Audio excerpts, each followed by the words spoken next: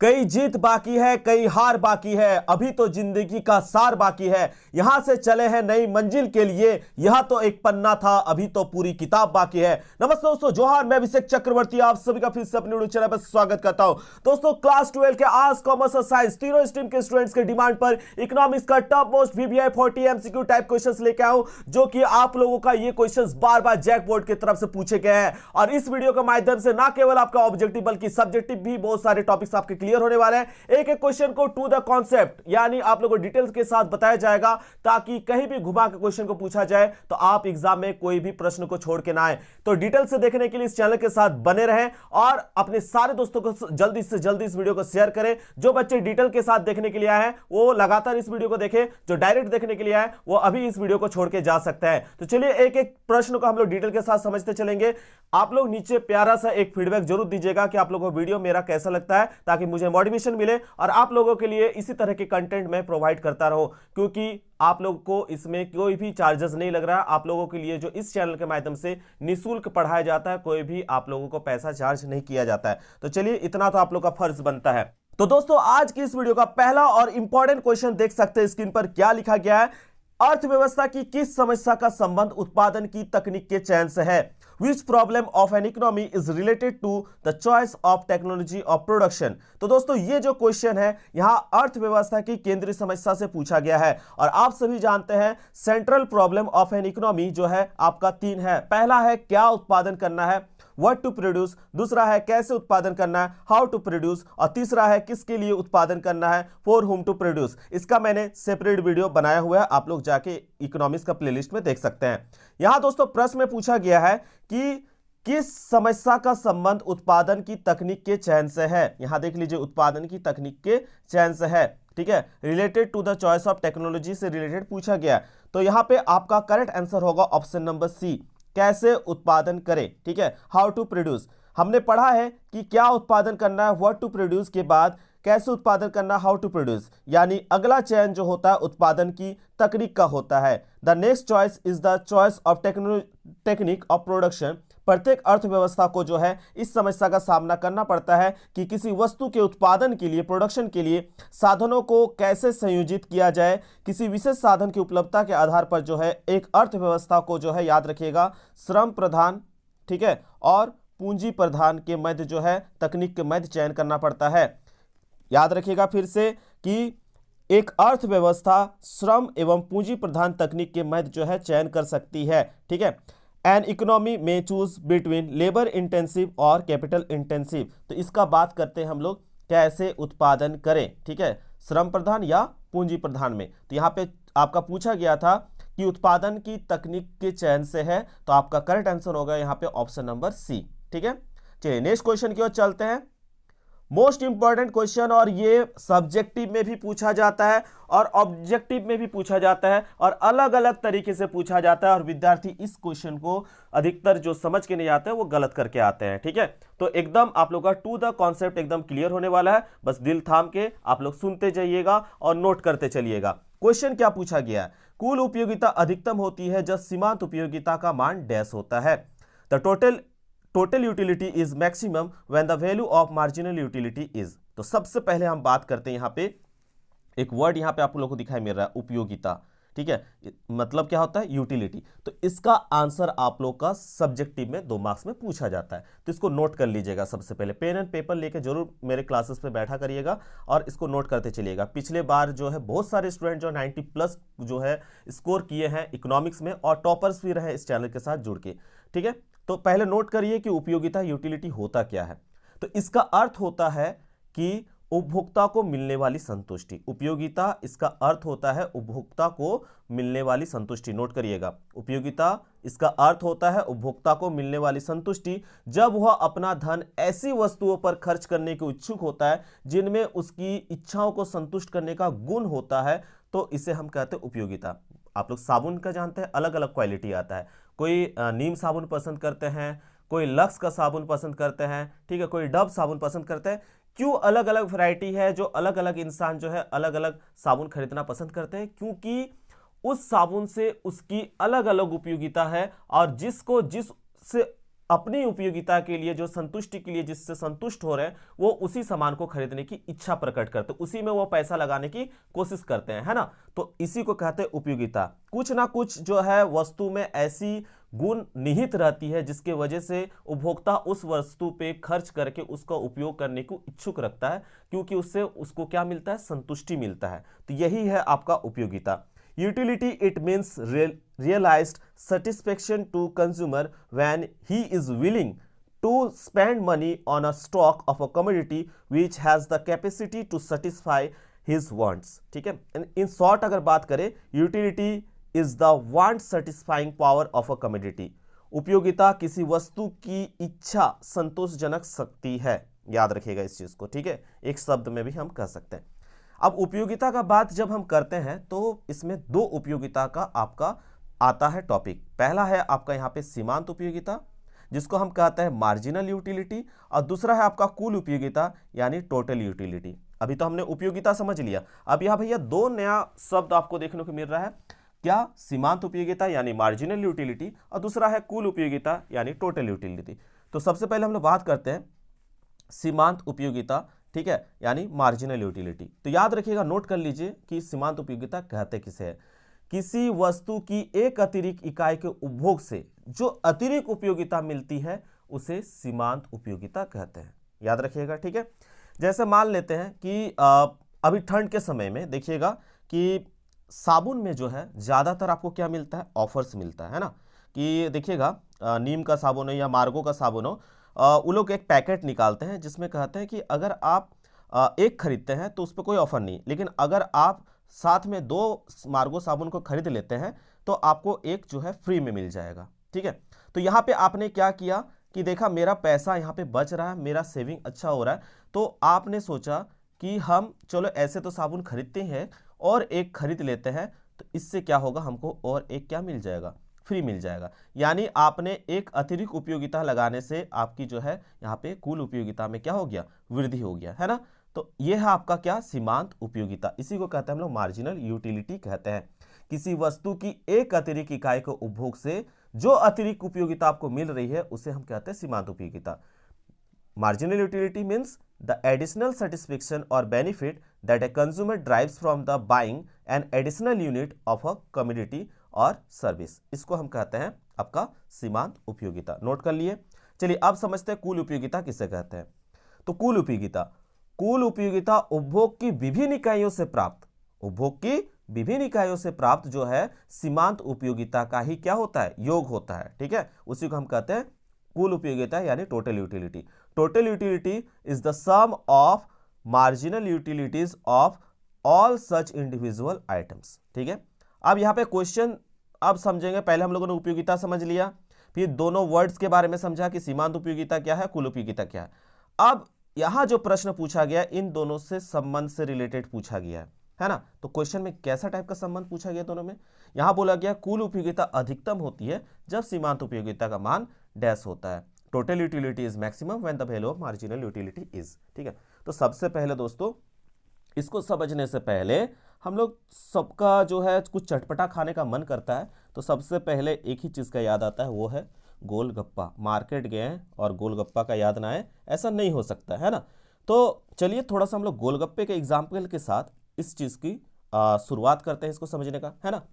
तो सबसे पहले याद रखिएगा कि मान लिया बहुत ज़्यादा आप कॉलेज गए हैं और कॉलेज में आपको बहुत ज़्यादा भूख लगी है और कॉलेज के बाहर कुछ मिले ना मिले भैया, लेकिन गुपचुप का ठेला तो जरूर लगा होता है ना। तो आपको मान लेते पूरा ज़्यादा भूख लगा हुआ है और सामने गुपचुप, जिसको हम गोलगप्पा भी कहते हैं, गुपचुप भी कहते हैं, या बंगला में पुचका भी कहते हैं, ठीक है, ठेला लगा था। जब हमने पहला गोलगप्पा खाया तो भैया आहा, ठीक है, बहुत अधिक हमको क्या मिला, संतुष्टि मिली। फिर जब दूसरा खाया तो पहले वाले से थोड़ा सा कम संतुष्टि मिली। क्यों? क्योंकि उस समय आपका भूख बहुत ज़्यादा पीक लेवल पे था और पहला वाला जो खाए उसमें आपको क्या मिला, बहुत ज़्यादा संतुष्टि मिला, ठीक है। फिर दूसरा खाए तो उसमें थोड़ा सा कम, फिर उसके बाद तीसरा खाए उसमें थोड़ा सा और कम, ठीक है। उसके बाद चौथा खाए तो और थोड़ा कम, और जब पांचवा खाए तो पेट भर गया भैया, आपका पेट क्या हो गया, भर गया। अब इससे ज़्यादा आपको नहीं लिया जा रहा है, लेकिन आपके मित्र ने क्या किया कि नहीं भैया एक तो मेरे तरफ से तुमको खाना पड़ेगा। और जबरदस्ती अगर आपको खिलाया जा रहा है, आपको खाने का मन ना कर रहा हो, तो वहां पे आपका जो है संतुष्टि जो पॉजिटिव था, धनात्मक था, वो संतुष्टि क्या हो जाएगा, ऋणात्मक हो जाएगा, क्योंकि आपको जरूरत नहीं है फिर भी आपको जबरदस्ती दिया जा रहा है। ठीक है, तो वहां आपकी जो होगा वो क्या हो जाएगा, ऋणात्मक हो जाएगा। ठीक है, सीमांत उपयोगिता वहां क्या हो जाएगा, ऋणात्मक हो जाएगा। ठीक है, तो याद रखिएगा कि धीरे धीरे ये क्या होता है, एक स्टार्टिंग में ये पीक लेवल पे होता है, धीरे धीरे धीरे धीरे क्या होता है, ये ऋणात्मक हो जाता है। ठीक है, तो अगर आपका पेट भर जाता है फिर भी आपको खिलाया जा रहा है, तो आप बोलेंगे कि हमें माइनस में संतुष्टि मिल रही है, अब हम अगर ज़्यादा हमें खिला दिया जाए तो हम वोमिटिंग कर देंगे। यानी मार्जिनल यूटिलिटी जो होता है, ठीक है, वो धीरे धीरे क्या होती जाती है, कम होते जाती है। चलिए, आप लोग को दिख रहा होगा स्क्रीन पर, एक मैंने यहाँ पे सम के जैसा बनाया हुआ, यहाँ पे आपको क्वांटिटी दिख रहा है। ठीक है, तो क्वांटिटी में पहला गुपचुप जब आपको जब भूख लगा हुआ था तो वहाँ पे आपने एक भी नहीं खाया था। ठीक है, तो 0 पर कोई संतुष्टि नहीं होती है, तो यहाँ पे डैश दिया हुआ है। फिर जब आपने पहला गुपचुप खाया भैया, ठीक है, तो वहाँ पे 8 यूनिट का संतुष्टि मिला। कितना यूनिट का, 8 यूनिट का, सबसे ज़्यादा आपको संतुष्टि मिला। फिर दूसरा गुपचुप खाया, थोड़ा सा संतुष्टि कम हुआ, तो वहाँ पे संतुष्टि जो हो गया आपका क्या, 6, मार्जिनल यूटिलिटी क्या हो गया, घट के 6 हो गया। फिर तीसरा जब खाया तो मार्जिनल यूटिलिटी घट के क्या हो गया, 4 यूनिट हो गया। फिर चौथा खाया तो कितना मार्जिनल यूटिलिटी हो गया आपका, सीमांत उपयोगिता 2 हो गया। और जब 5वां गुपचुप आपने खाया तो भैया आपका पेट भर चुका है, यानी और अब नहीं लिया जाएगा, अब 0 हो गया। ठीक है, अब सीमांत उपयोगिता क्या हो गया, 0। फिर भी आपका दोस्त जबरदस्ती आपको छठा गुपचुप खिला रहा है, तो अब क्या हो जाएगा, वो इंटरेस्ट खत्म हो जाएगा, अब रुचि भी नहीं रहेगी, यानी वो सीमांत उपयोगिता अब क्या होगा, माइनस में चला जाएगा, है ना। अब यहां पे देखिए, ये तो था सीमांत उपयोगिता। ठीक है, अब सीमांत उपयोगिता का बगल में आपको दिख रहा होगा कुल उपयोगिता। कुल उपयोगिता देखिए 0 पर, तो ये 0 रहेगा। आपने क्लास 10 में जो है संचयी बारंबारता के बारे में पढ़ा है, क्यूमुलेटिव फ्रीक्वेंसी, और अभी हम लोगों ने पढ़ा कुल उपयोगिता का परिभाषा। कुल उपयोगिता जो होता है, कुल उपयोगिता उपभोग की विभिन्न इकाइयों से प्राप्त सीमांत उपयोगिता का ही क्या होता है, योग होता है। तो 0 और 8 को जोड़ेंगे तो क्या हो जाएगा, 8। फिर 8 और 6 को जोड़ोगे 14, 14 और 4 को जोड़ोगे 18, 18 और 2 को जोड़ोगे तो 20, और 20 और 0 को जोड़ोगे तो 20, और 20 से 2 माइनस करोगे तो 18। ठीक है, तो यहाँ पे देख रहे हैं कि यहाँ पे जो रूल है, अब यहाँ पे 3 रूल आप लोग को नोट करना है। इस टॉपिक से आपको 3 रूल नोट करना है, उसी 3 रूल से आपका एग्जाम में क्वेश्चन पूछा जाएगा। इस चीज को नोट करिएगा। देखिए, यहाँ पे आप लोग को एक लॉजिक तो पता चल गया, जब तक सीमांत उपयोगिता धनात्मक है भैया, तब तक कुल उपयोगिता क्या हो रहा है, बढ़ रहा है। कुल उपयोगिता क्या हो रहा है, बढ़ रहा है ना। तो total utility is increasing so long as marginal utility is positive. दूसरा रूल याद रखिएगा, जब सीमांत उपयोगिता शून्य है, क्या बोले, जब सीमांत उपयोगिता शून्य है तो कुल उपयोगिता अधिकतम होती है। When marginal utility is 0 then total utility is maximum. ठीक है, तीसरा नंबर नोट करिएगा। ठीक है, जब सीमांत उपयोगिता क्या हो रही है, ऋणात्मक हो रही है, तो कुल उपयोगिता क्या हो जा रही है, घटने लगती है। When marginal utility is negative, then total utility is diminishing। ठीक है, तो ये तीनों रूल आप लोग नोट कीजिएगा। यहाँ पे क्वेश्चन में पूछा गया था, जब कुल उपयोगिता अधिकतम होती है तब सीमांत उपयोगिता का मान, तो अभी मैंने बताया, देखिए क्या है, जब सीमांत उपयोगिता क्या होती है, शून्य होती है, तब कुल उपयोगिता क्या होती है, अधिकतम होती है। रूल नंबर 2 पढ़ा ना। तो यहाँ पे आपको तीनों रूल पता चल गया। अब क्वेश्चन कहीं से घुमा के दे भैया तो आप आसानी से आंसर लिख सकते हैं। ठीक है, तो यहाँ पे आपका आंसर क्या होगा, ऑप्शन नंबर ए। कैसा लग रहा है आप लोग नीचे कमेंट करके बताइए, मजा आ रहा है या नहीं। ठीक है, तो अगर आप लोग ऐसे ही पढ़ना चाहते हैं तो नीचे जरूर फीडबैक कीजिएगा, और आप लोग का डिमांड रहा कि सर आप डायरेक्ट आंसर बताइए, तो वो भी वीडियो आप लोग के लिए आएगा। आप लोग नीचे फीडबैक जरूर दीजिए, आप लोग के डिमांड पर ही हमको पता चलेगा। ठीक है, चलिए नेक्स्ट क्वेश्चन की ओर जाते हैं हम लोग। क्या पूछा गया, सामान्यतः एक उदासीनता वक्र होता है, generally an indifference curve is. ठीक है, तो सबसे पहले उदासीनता वक्र का परिभाषा लिखो आप लोग। ठीक है, क्या लिखना है, उदासीनता वक्र जो होता है, इंडिफरेंस कर्व जो होता है, वो दो वस्तुओं की मात्रा के उन विभिन्न संयोग को दर्शाता है जो उपभोक्ता को एक समान संतुष्टि देता है। It is a graphically representation of the combination of two goods where satisfaction level will remain same, such curve is called indifference curve. जैसे हम क्या बताएं, परिभाषा को फिर से सुनिए। उदासीनता वक्र जो होता है, दो वस्तुओं के मात्राओं के उन विभिन्न संयोग को दर्शाता है जो उपभोक्ता को एक प्रकार की संतुष्टि देता है। अब मिठाई ले लेते हैं, या रसगुल्ला ले लेते हैं, गुलाब जामुन ले लेते हैं। ठीक है, आप गुलाब जामुन खाइए या रसगुल्ला खाइए, ठीक है, मिठास के लिए लोग खाता है ना। तो दोनों से ही हमको क्या मिलता है, मिठास मिलता है, तो एक समान संतुष्टि लोगों को मिलता है, ठीक है। तो यहाँ पे चलिए एक एग्जाम्पल से इसको समझते हैं टेबल के माध्यम से। यहाँ आपको एक टेबल दिख रहा है जिसमें एक तरफ लिखा है कॉम्बिनेशन, दूसरा तरफ लिखा है एक्स वस्तु की मात्रा, यानी एक्स में हम मान लेते हैं गुलाब जामुन है, और वाई वस्तु की मात्रा में मान लेते हैं रसगुल्ला है, ठीक है। तो ये लोग जो है समान संतुष्टि देने वाला है, गुलाब जामुन और रसगुल्ला दोनों से हमको मिठास मिलता है, ठीक है। तो यहाँ पे combination A B C D E आपको दिख रहा है। तो मान लेते हैं कि बहुत सारे लोगों को जो है गुलाब जामुन ज़्यादा खाना पसंद होता है, बहुत सारे लोगों को रसगुल्ला खाना ज़्यादा पसंद होता है। तो मान लेते हैं कि अगर कोई इंसान है, जैसे मैं अपना बात कर रहा हूँ, मैं एक गुलाब जामुन जो कॉम्बिनेशन पहला वाला जो कॉम्बिनेशन है मेरा थाली का, ठीक है, पहला थाली में मैंने लिया एक गुलाब जामुन और 15 रसगुल्ला, ठीक है। तो जब मैं एक गुलाब जामुन खा रहा हूं पहला कॉम्बिनेशन में, तो 15 रसगुल्ला खा पाया। जब मैं एक गुलाब जामुन खा रहा हूं तो मैं 15 रसगुल्ला खा पाया। ये मेरा पहला कॉम्बिनेशन है, ठीक है। आप लोग भी रिजल्ट में तगड़ा रिजल्ट करिए, तो मैं अपने तरफ से आप लोगों को गुलाब जामुन रसगुल्ला खिलाऊंगा, ठीक है, एकदम टॉपर बनना है। या आप लोग की तरफ से भी आए तो कोई बात नहीं है, दोनों तरफ से खुशियां बांटा जाएगा, ठीक है। तो पढ़ना है, एकदम ताबड़तोड़ रिजल्ट करना है, ठीक है। अब ये था पहला कॉम्बिनेशन। अब हो सकता है दूसरा का कॉम्बिनेशन उसको क्या पसंद है कि वो अपना जो प्लेट में, फिर मैंने, या अपना ही ले लेते हैं, फिर मैंने 2 गुलाब जामुन जो है, फिर मैंने 2 गुलाब जामुन जो है खाया, तो कितना रसगुल्ला खा पाया, 10 रसगुल्ला। क्योंकि जानते हैं कि गुलाब जामुन थोड़ा क्या होता है, ज़्यादा और मीठा होता है, तो उसको ज़्यादा खाने से जो है अगला चीज़ जो है ऑटोमेटिक कम हो जाता है ना। तो यहाँ पे गुलाब जामुन 2 खाएं तो रसगुल्ला का क्वांटिटी क्या हो गया, कम हो गया, देखिए 10 हो गया, ठीक है। अब फिर क्या कर रहे, तीसरा वाला कॉम्बिनेशन देखिए, 3 गुलाब जामुन बढ़ा दिए तो रसगुल्ला और कम हो गया, कितना हो गया, 6 खा पाया। जब 3 गुलाब जामुन खाया तो रसगुल्ला 6 खा पाया। फिर डी कॉम्बिनेशन देखिए, अगर मैं 4 गुलाब जामुन खा पाता हूं तो रसगुल्ला कितना खा पाएंगे, 3 ही खा पाएंगे। और ई वाला कॉम्बिनेशन देखिए, ई वाला थाली का कॉम्बिनेशन, अगर मैं 5 गुलाब जामुन खा रहा हूं तो बस एक ही जो है रसगुल्ला खा पाऊंगा।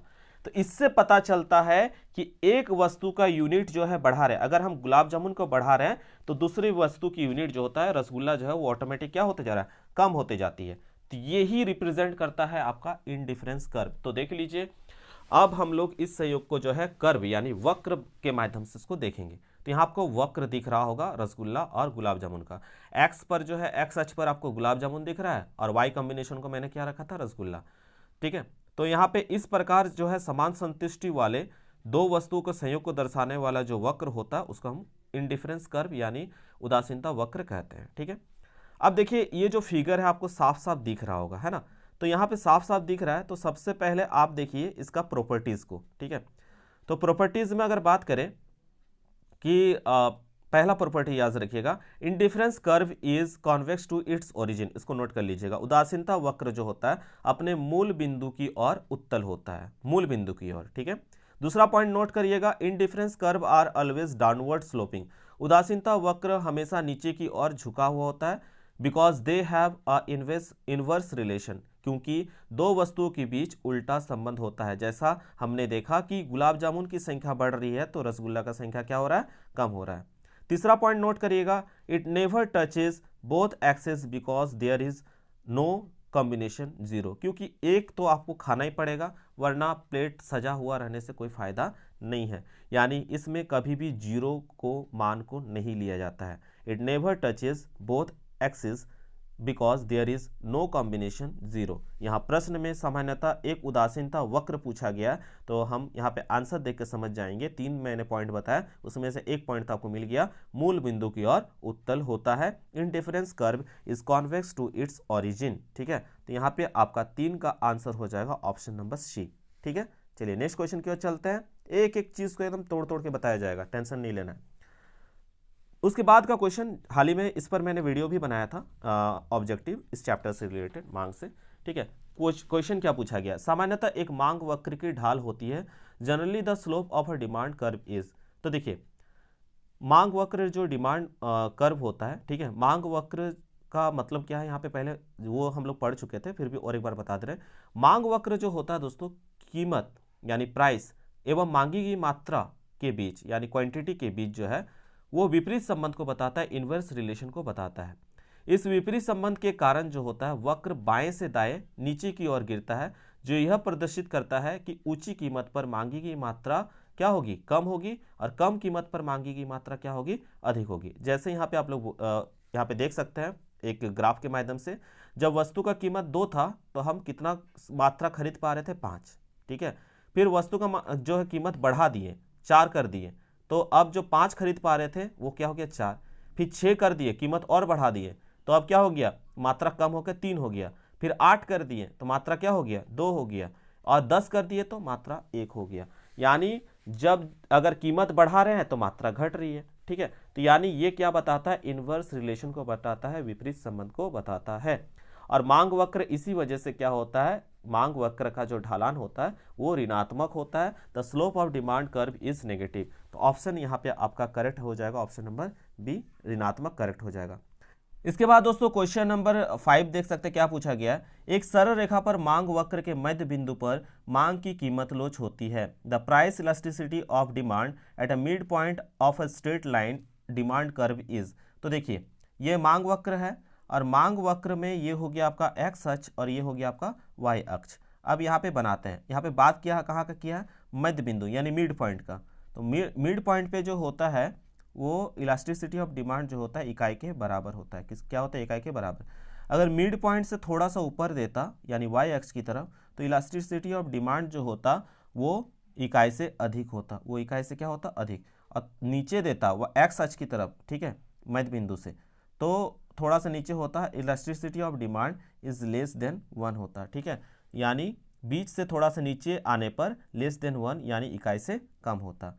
और अक्ष में जाने पर याद रखिएगा, अगर वाई अक्ष की ओर जाए तो वाई अक्ष की ओर जाने से इलास्टिसिटी ऑफ डिमांड जो होता वो अनंत होता, वो क्या होता, अनंत होता, ठीक है।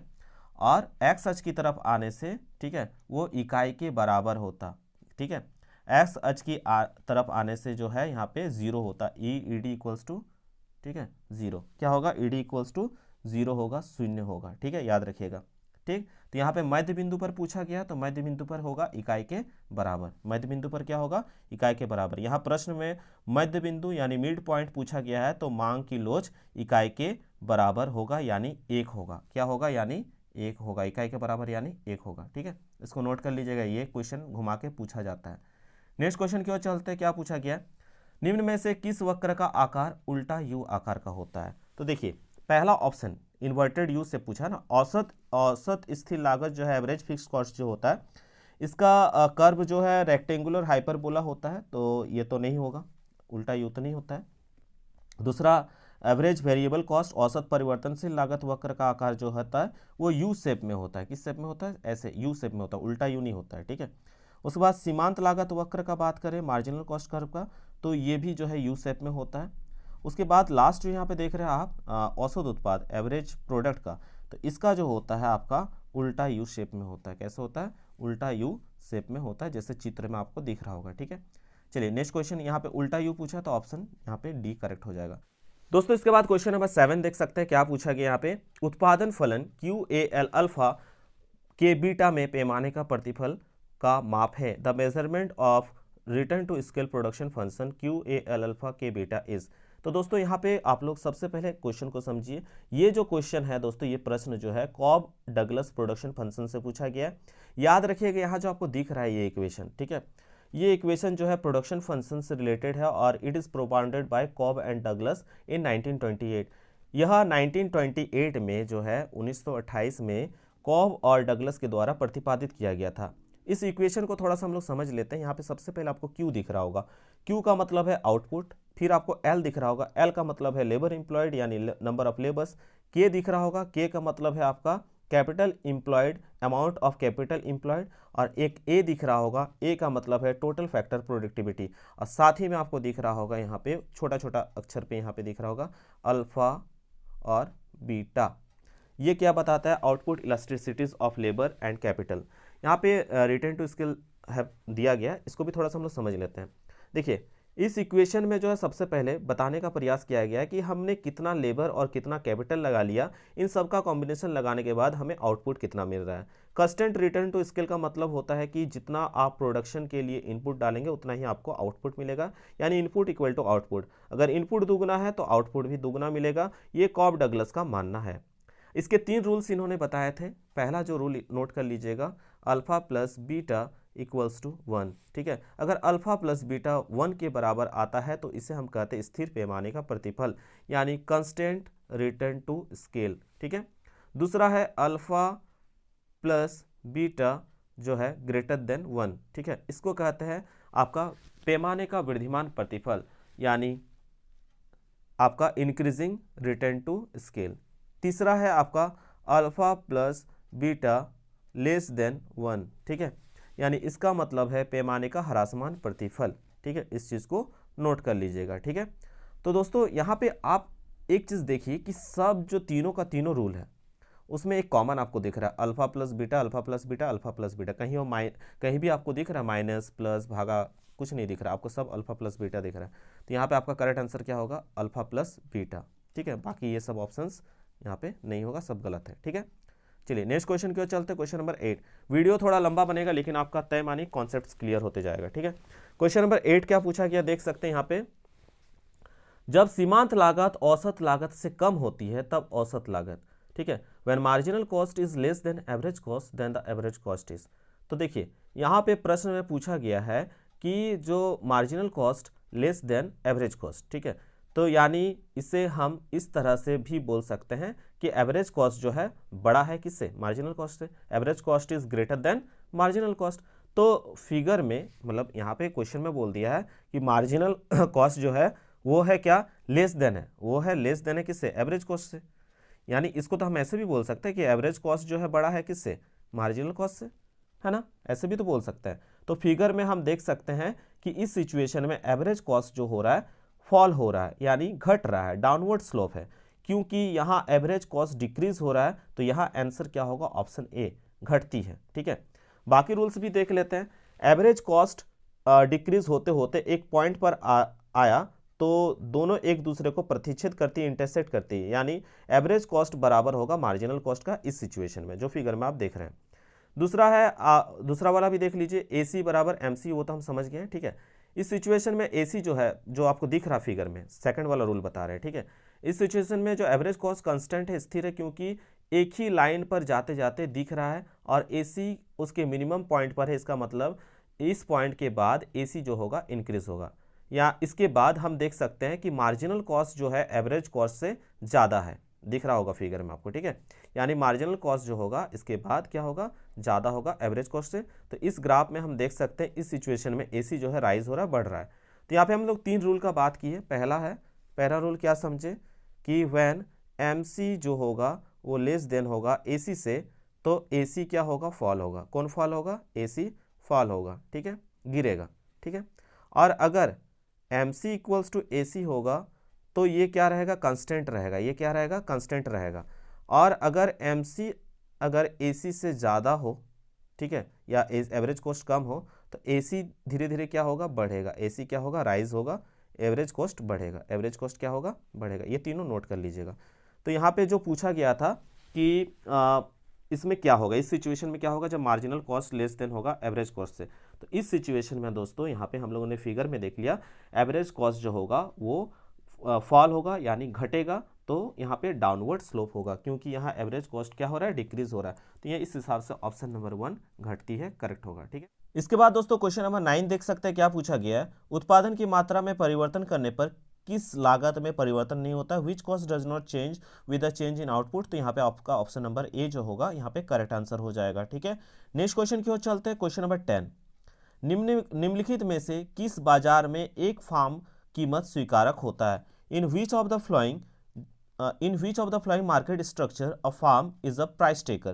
तो यहाँ पे आपका करेक्ट आंसर क्या होगा, और यहाँ पे जो आपका करेक्ट आंसर हो जाएगा, सबसे पहले हम लोग इसको समझ लेते हैं, उसके बाद इसका आंसर को जानते हैं, ठीक है। देखिए, निम्नलिखित में से किस बाजार में एक फार्म कीमत स्वीकारक होता है, in which of the following market structure a firm a price taker, we know that, याद रखिएगा, we know that firms are price takers, market demand and market supply determine the market price and quantity. तो यहाँ पे पूर्ण प्रतियोगिता जो होगा आपका करेक्ट आंसर होगा। इसको हम क्या कहते हैं? पूर्ण प्रतियोगिता। ऑप्शन नंबर सी जो होगा करेक्ट होगा। हम सभी जानते हैं कि पूर्ण प्रतियोगिता जो होता है बाजार में, जो मूल्य का निर्धारण होता है वो मांग और पूर्ति की शक्तियों द्वारा होता है, और उद्योग जो मूल्य को निर्धारित कर देता है उसी को फार्म को क्या करना पड़ता है? हर फार्म को स्वीकार करना पड़ता है। तो आपका ऑप्शन सी जो होगा करेक्ट आंसर। इसके बाद क्वेश्चन नंबर 11 देख सकते हैं क्या पूछा गया है। एक पूर्ण प्रतियोगिता फार्म के संतुलन के लिए निम्न में से कौन सा विकल्प सही है? Which of the following option is correct for equilibrium of a firm in a perfect competition. ठीक है, तो यहाँ पे याद रखिएगा, जहां ऐसा सिचुएशन में जो होता है एमआर बराबर क्या होता है? एमसी होता है। ठीक है, एमआर बोलने का मतलब हो गया यहाँ पे आपका मार्जिनल रेवेन्यू, और एमसी बोलने का मतलब हो गया marginal cost. In economics the profit maximum rule it is represent as MC equals to MR। ठीक है, तो यहाँ पे आपका ऑप्शन ए जो होगा करेक्ट होगा। ठीक है, अब देखिए थोड़ा सा टिक करने से पहले थोड़ा ध्यान देना जरूरी है, क्योंकि क्वेश्चन को घुमा के फंसाया गया, फंसाने के लिए। मान लेते हैं कि यहाँ पे हम ऐसे भी तो लिख सकते हैं, यहाँ जो ऑप्शन देख रहे हैं ऑप्शन नंबर बी, ये भी सही है। क्यों? MR माइनस MC है, इक्वल्स टू 0 है, तो हम क्या इसको इधर नहीं ले जा सकते हैं? तो फिर देखिए MR बराबर MC आ जाएगा, ये माइनस पे इधर जाएगा तो क्या हो जाएगा? प्लस हो जाएगा। तो बात तो ले देखिए ऑप्शन ए वाला ही आ रहा है सॉल्व करने पर, है ना, यानी ये भी जो है यहाँ पे मैथमेटिकली सही है। इसके बाद हम सभी जानते हैं कि किसी भी नंबर में जो होता है मल्टीप्लाई में एक छिपा होता है। क्या छिपा होता है? एक छिपा होता है ना। तो अगर हम यहाँ पे 1 को रखते हैं और ये गुना में है, इधर आएगा तो क्या हो जाएगा? भागा में होगा। इधर आएगा तो क्या होगा? भागा में होगा कि नहीं होगा? गुना अगर इधर आए तो क्या होगा? भागा में होगा, है ना। तो MR divide by MC equals to 1, ये भी जो है फाइनली रिप्रेजेंट करता है MR इक्वल टू MC को। तो यहाँ पे जो भी ऑप्शंस दिया गया वो सभी क्या है? करेक्ट है। ठीक है, चलिए इसी तरह से थोड़ा थोड़ा फंसाने के लिए क्वेश्चंस को दिया जाता है। नेक्स्ट क्वेश्चन की ओर चलते हैं। यहाँ पे आगे क्वेश्चन देख सकते हैं, क्वेश्चन नंबर 12। निम्नलिखित रेखा चित्र से पूर्ति की लोच किस मान की माप है? ठीक है, which value of elasticity of supply measured by following diagram. तो सबसे पहले यहाँ पे आप देख रहे हैं एक्स अक्ष से जा रहा है, ये जो लाइन है कहाँ से जा रही है? एक्स अक्ष से जा रही है। ठीक है, तो एक्स अक्ष से जा रहा है तो इसका मान हमेशा क्या होगा? लेस देन 1 होगा। इलास्टिसिटी ऑफ सप्लाई जो होगा वो क्या होगा? लेस देन 1 होगा, याद रखिएगा। ठीक है, इस चीज को, ठीक, तो लेस देन क्या होगा? 1 होगा। ठीक, अब इसके अलावा भी पूछा जा सकता, हो सकता था लाइन कहाँ से गुजार देता? यहाँ से, केंद्र से गुजार देता। ठीक है, अगर ओरिजिन यानी मूल बिंदु से गुजार रहा होता तो यहाँ पे आपका इस सिचुएशन में आपको लिखना पड़ता है इलास्टिसिटी जो है सप्लाई जो होगा वो होगा आपका इकाई के बराबर। वो क्या होता? इकाई के बराबर। अगर मूल बिंदु ओरिजिन से जा रहा है तो इकाई के बराबर होता। ये एक तो आपने समझा कि यहाँ पे जो एक्स अक्ष पे पास दिया गया है ये लाइन, दूसरा आपने समझा कि आपका ओरिजिन से, बिंदु से, ठीक है, मूल बिंदु से, और तीसरा अगर यहाँ पे वाई अक्ष से लाइन अगर पार कर देता तो वाई अक्ष से अगर लाइन जा रहा होता तो इसका मान जो होता, इलास्टिसिटी ऑफ सप्लाई जो होता वो ग्रेटर देन क्या होता? 1 होता। ये तीनों उतार लीजिएगा आप लोग। पहला जो क्वेश्चन में पूछा गया एक्स अक्ष से ऐसा होता है तो इकाई से क्या होगा आपका? कम होगा, लेस देन 1 होगा। दूसरा मैंने बताया कि अगर ओरिजिन से जाता मूल बिंदु से तो इकाई के बराबर होता, और तीसरा यहाँ पे अगर वाई अक्ष में देता, ठीक है, तो आपका क्या होता? इकाई से बड़ा, इकाई से बड़ा होता, ग्रेटर देन 1 होता। तो यहाँ पे आपका प्रश्न में पूछा गया है कहाँ से? आपका लाइन गया है एक्स अक्ष से, तो यहाँ पे जो होगा आपका क्या? एक्स अक्ष से जा रहा है तो इसका मान होगा लेस देन 1 यानी इकाई से कम। तो यहाँ पे इकाई से कम कहाँ दिख रहा है? जहाँ पे भी दिख रहा है ऑप्शन यहाँ पे देख सकते हैं, ऑप्शन नंबर बी जो होगा इकाई से कम। ठीक है, 1 से कम। ठीक है, नेक्स्ट क्वेश्चन की ओर चलते हैं। Question number 13। क्वेश्चन नंबर 13 क्या बोला है? एक मुश्त कर लगने से किसी वस्तु की पूर्ति पर क्या प्रभाव होगा? What is the effect of lump sum tax on a supply of goods. तो देखिए एक मुश्त अगर लगता है ना तो पूर्ति जो होगा आपका क्या हो जाएगा? कम हो जाएगा, सप्लाई डिमिनिश हो जाएगा। ठीक है, एक मुश्त टैक्स लगने से सप्लाई पूर्ति क्या हो जाती है? कम हो जाती है। नेक्स्ट क्वेश्चन की ओर चलते हैं। अन्य बातें समान रहने पर किसी वस्तु की मांग में वृद्धि होने से बाजार संतुलन पर क्या प्रभाव होगा? ठीक है, तो इस पर एक सब्जेक्टिव आप लोग के लिए वीडियो स्पेशल आएगा क्योंकि 5 मार्क्स के लिए क्वेश्चन पूछा जाता है इससे। ठीक है, तो यहाँ पे फिलहाल के लिए आप लोग जान लीजिए, यहाँ जो होता है डिमांड इंक्रीज होने पर प्राइस भी इंक्रीज हो रहा है। यहाँ डिमांड इंक्रीज होने पर याद रखिएगा पहले तो सबसे पहले ये जान लीजिए, जहां मांग और पूर्ति वक्र आपस में मिलते हैं वहां बाजार संतुलन होता है, ठीक है। और मार्केट इक्विलिब्रियम में इसका जो इफेक्ट पड़ता है जब डिमांड इंक्रीज कर जाए, ठीक है। तो जहां डिमांड इंक्रीज होने पर प्राइस भी इंक्रीज हो रहा हो देखने को मिल रहा है यहाँ पे, और क्वांटिटी भी इंक्रीज हो रहा हो, कीमत और मात्रा दोनों आप देख सकते हैं बढ़ रहा है। यहाँ पे क्या होगा, कीमत और मात्रा को आप देख सकते हैं दोनों ही बढ़ रहा है। तो इसको हम कहते हैं संतुलन कीमत एवं संतुलन मात्रा में वृद्धि होगी, ठीक है। तो यहाँ पे आपको संतुलन कीमत और संतुलन मात्रा दोनों में वृद्धि दिख रहा है। तो यहाँ आपको कहाँ पे आंसर दिख रहा है, ऑप्शन नंबर बी जो होगा करेक्ट आंसर होगा। संतुलन कीमत में वृद्धि एवं संतुलन मात्रा में आपका संतुलन कीमत और संतुलन मात्रा दोनों में वृद्धि आपको दिख रहा है, तो ऑप्शन सी जो होगा करेक्ट आंसर होगा, ठीक है। फिर से समझ लीजिए, फिगर में आप देख सकते हैं यहाँ डिमांड इंक्रीज होने पर प्राइस भी इंक्रीज हो रहा है और क्वांटिटी भी इंक्रीज हो रहा है। डिमांड लाइन जो देख रहे हैं वो बढ़ा हुआ है, तो इसके बढ़ने से आप देख रहे हैं कि आपका कीमत भी बढ़ रहा है और मात्रा भी बढ़ रहा है, ठीक है। तो इसका मतलब क्या है कि संतुलन कीमत और संतुलन मात्रा में वृद्धि होगी, तो ऑप्शन सी जो होगा करेक्ट आंसर होगा। नेक्स्ट क्वेश्चन की ओर चलते हैं 15। अधिक मांग की स्थिति में कीमत में प्रवृत्त होती है। If there excess of demand then price tends to, ठीक है। तो अधिक मांग की स्थिति में यहाँ पर बोला गया है कि मांग ज्यादा है और वस्तु है कम, तो क्या होगा, तो आपका कीमत क्या होगा, बढ़ेगा। तो क्या होगा, कीमत बढ़ेगा, ठीक है।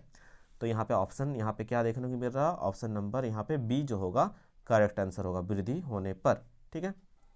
चलिए नेक्स्ट क्वेश्चन की ओर चलते हैं 16।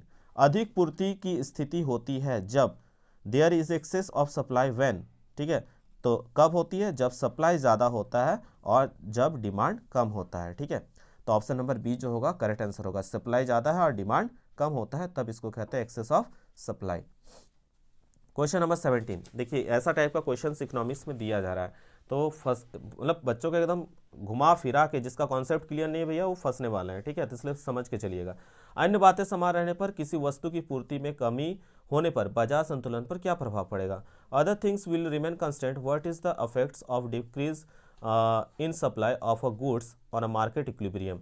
तो याद रखिएगा, बाजार संतुलन जहाँ पे मांग और पूर्ति वक्र आपस में मिलते हैं वहाँ बाजार संतुलन होता है, ये हम लोग जानते हैं।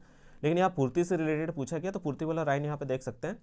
सप्लाई यानी पूर्ति में कमी होने पर आप देख रहे हैं कि वक्र ऊपर बनेगा। न्यू पॉइंट से यह पता चलता है कि सप्लाई में कमी होने पर कीमत बढ़ेगा और मात्रा में कमी होगी, ठीक है। यहाँ प्राइस इंक्रीज हो रहा है, क्वांटिटी डिक्रीज हो रहा है, यानी संतुलन कीमत में वृद्धि एवं संतुलन मात्रा में क्या होगा, कमी होगी। Equilibrium price will increase and equilibrium quantity will decrease. Option B जो होगा यहाँ पे आपका करेक्ट आंसर हो जाएगा। Option B is the correct answer. Next question की ओर चलते हैं, क्वेश्चन नंबर 18। एकाधिकार में अधिकतम कुल आगाम के उत्पादन स्तर पर वस्तु की मांग की कीमत लोच कितनी होती है। तो क्वेश्चन 18 का जो है आंसर इस सिचुएशन में जो होती है, मोनोपोली का बात की मार्केट का, तो यहाँ पे होगा आपका 1, क्या होगा 1 जो होगा करेक्ट आंसर होगा। नेक्स्ट क्वेश्चन की ओर चलते हैं। अब देखिए फिर से आ गया ड्यूओपोली, मोनोपोली में 1 तो ड्यूओपोली में 2। ड्यूओपोली में क्या होगा, द्वैधाधिकार में नाम से पता चलता है विक्रेताओं की संख्या कितनी होगी, 2 होगी। नेक्स्ट क्वेश्चन की ओर चलते हैं, क्वेश्चन नंबर 20। निम्न में से किस बाजार में विविधीकृत वस्तुओं का उत्पादन होता है। In which of the following market differentiated goods are produce. तो ये जो होता है एकाधिकार प्रतियोगिता यानी एकाधिकृत यानी मोनोपोलिस्टिक मार्केट में आपको देखने को मिलेगा, में विविधीकृत वस्तुओं का उत्पादन आपको देखने को मिल सकता है, ठीक है। तो ऑप्शन नंबर ए जो होगा करेक्ट आंसर होगा। चलिए नेक्स्ट क्वेश्चन और most important question, the general theory of employment interest and money नामक पुस्तक के लेखक कौन है। Who is the writer of the book the general theory of employment interest and money. तो इसका करेक्ट आंसर होगा option number C, John Maynard Keynes, ठीक है। जॉन मेनार्ड केन्स के द्वारा जो बुक लिखा गया था उसका नाम है the general theory of employment interest and money. इस किताब में इन्होंने जो है 2 विचार दिए थे, समग्र मांग और समग्र पूर्ति, aggregate demand and aggregate supply, ठीक है। इनका नाम याद रखिएगा। नेक्स्ट क्वेश्चन की ओर चलते हैं। जीडीपी और एनडीपी में रिलेशन बोला गया है, तो ये क्वेश्चन पूछा जाता है। तो जीडीपी का फॉर्मूला आप सभी जानते हैं, GDP equals to NDP plus क्या होता है, डेप्रिसिएशन। तो GDP equals to NDP plus depreciation, यहाँ आपको कहाँ देखने को मिल रहा है, ऑप्शन नंबर सी जो होगा बिल्कुल यहाँ करेक्ट हो जाएगा, ठीक है। नेक्स्ट क्वेश्चन की ओर चलते हैं 23। निम्न में से किस वस्तु का निर्माण में गेहूं एक मध्यवर्ती वस्तु के रूप में काम करता है, पूछा गया है। एक इंटरमीडिएट गुड्स के रूप में जो है आपका वेट काम करता है। तो देखिए गेहूं इंटरमीडिएट गुड्स का मतलब क्या होता है, सबसे पहले आप जानते हैं ये, ठीक है। मध्यवर्ती वस्तु उसे कहते हैं जिसकी मदद से आप फाइनल गुड्स बनाते हैं, अंतिम उत्पाद बनाते हैं, ठीक है। उसके बाद और नहीं बन सकता, जैसे गेहूं से आपने क्या कर दिया, रोटी बना दिया, फिर रोटी से आप गेहूं नहीं बना सकते हैं, ठीक है। तो ये फाइनल गुड हो गया। गेहूं से आपने बिस्किट बना दिया, फिर गेहूं नहीं बनाना है, ठीक है। तो ये फाइनल गुड हो गया बिस्किट, ठीक है। लेकिन ये किसकी मदद से बन रहा है, जिसकी मदद से बन रहा है वो है आपका क्या, मध्यवर्ती वस्तु। और जो बनकर रेडी हो गया उसमें कोई चेंज नहीं हो सकता है, वो हो गया आपका अंतिम उत्पाद, ठीक है। तो यहाँ फाइनल गुड्स, तो यहाँ पे आपका क्या होगा, चायपत्ती भी बनता है, बिस्किट भी बनता है, ब्रेड भी बनता है। तो यहाँ पे इनमें से सभी जो होगा, सभी जो है गेहूं जो है मध्यवर्ती वस्तु के रूप में काम आती है, और उसी से ये जो है अंतिम उत्पाद फाइनल गुड्स बनता है। तो इनमें से सभी जो होगा करेक्ट आंसर होगा। नेक्स्ट क्वेश्चन की ओर चलते, क्वेश्चन नंबर 24।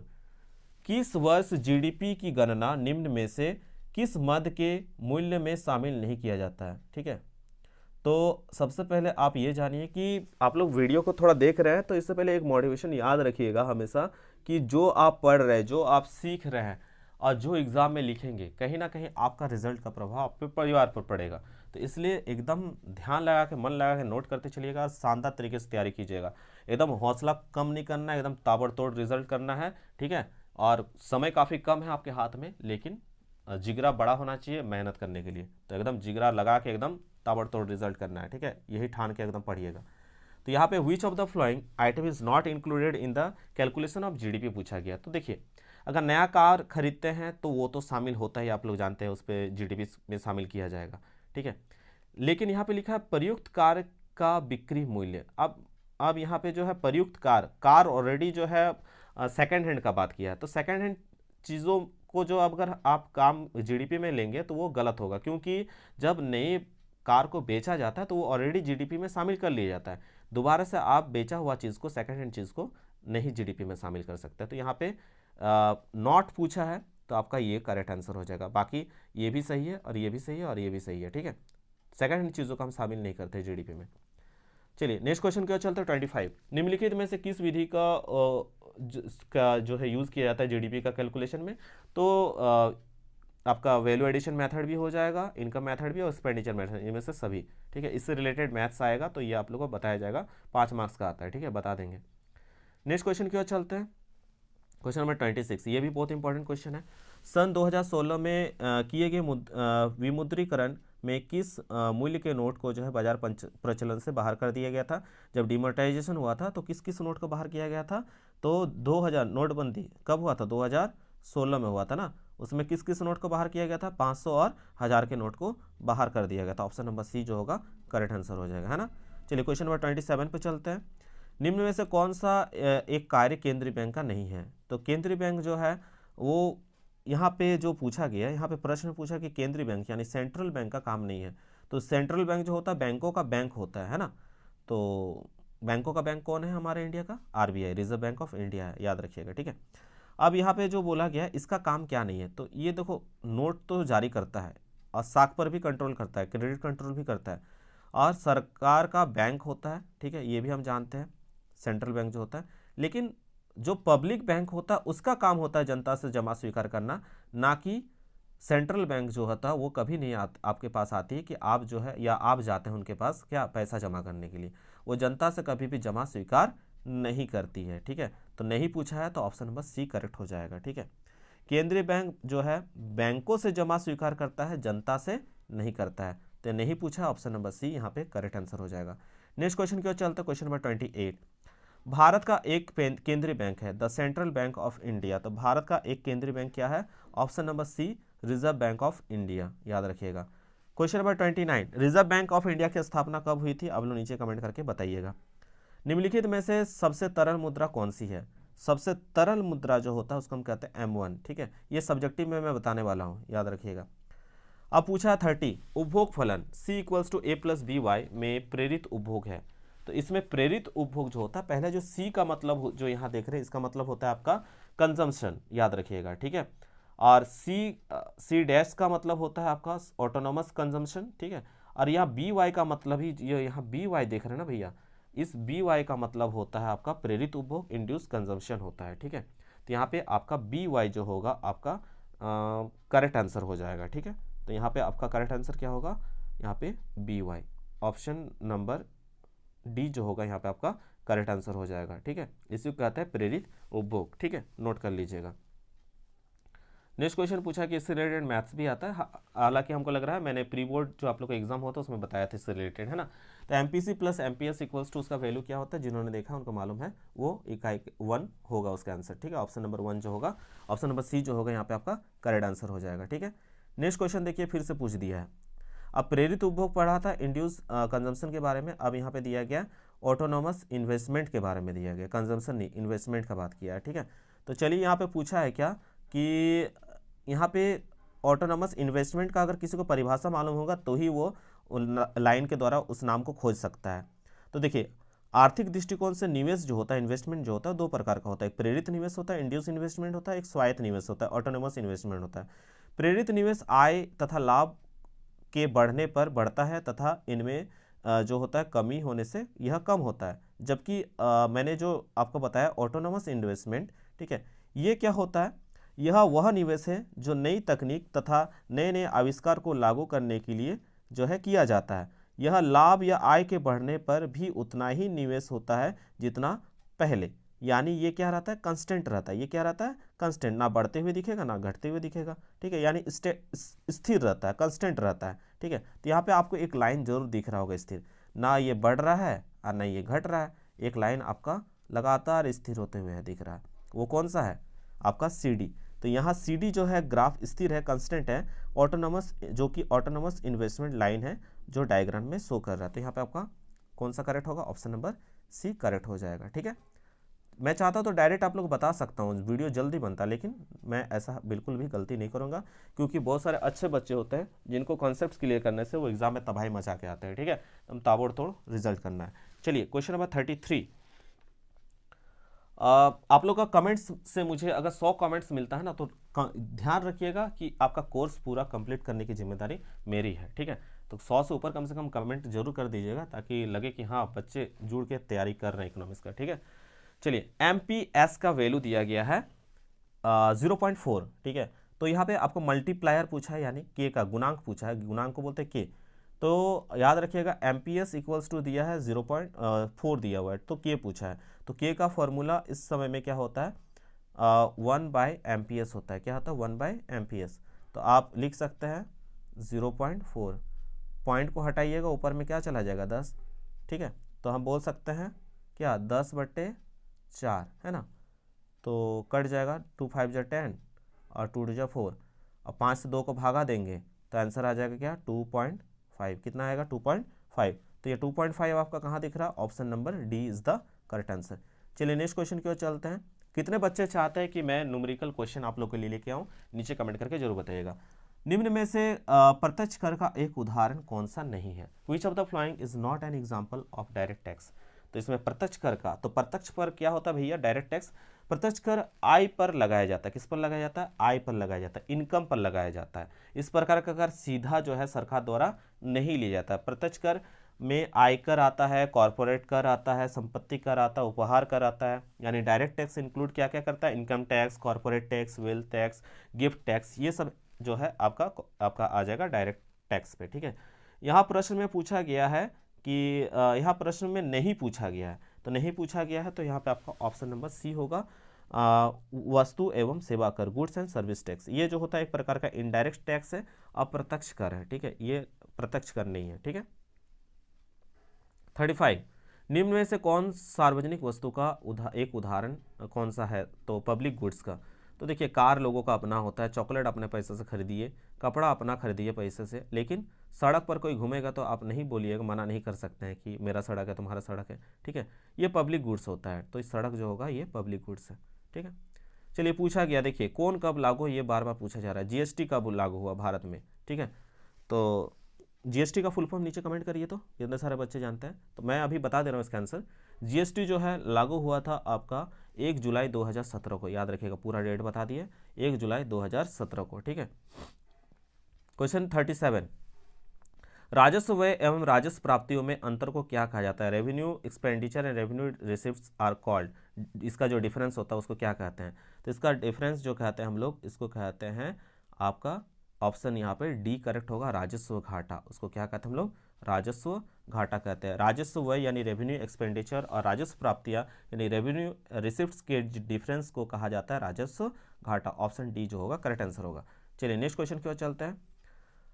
38 भैया 38 में क्या पूछा गया, व्यापार संतुलन क्या है, बैलेंस ऑफ ट्रेड क्या है भैया। तो ये कॉमर्स के स्टूडेंट जानते हैं कि निर्यात और आयात कर का अंतर जो होता है वो व्यापार संतुलन कहलाता है। ठीक है, तो यहाँ पे आंसर क्या हो जाएगा, ऑप्शन नंबर बी जो होगा बिल्कुल करेक्ट आंसर होगा, निर्यात और आयात का अंतर, difference between export and import.